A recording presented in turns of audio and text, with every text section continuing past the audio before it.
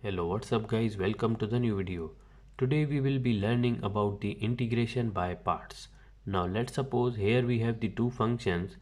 The first function is u is equal to f of x and another function is v is equal to g of x.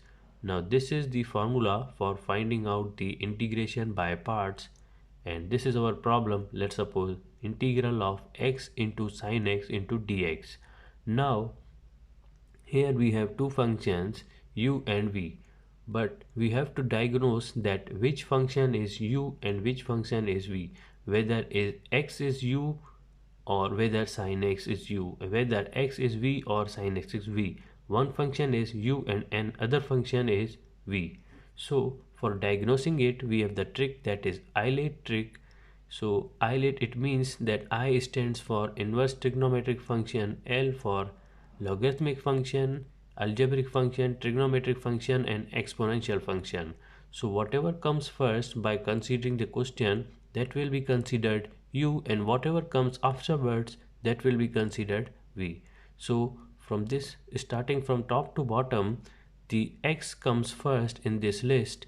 It means it is the algebraic function, that will be considered u. So sin x comes afterwards, that is in the trigonometric function. So afterwards it means it will be considered v.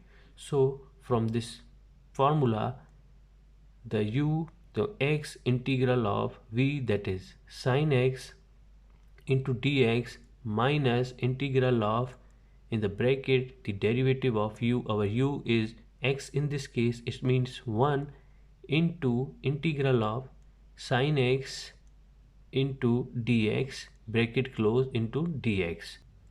So the integral of sin x, that is minus cos x, x into minus cos x, minus integral of sin x, that is minus cos x. So minus x cos x minus minus will be plus, plus sin x into dx. So our final answer will be minus x cos x plus sin x plus c. I hope you understand. Thank you for watching this video.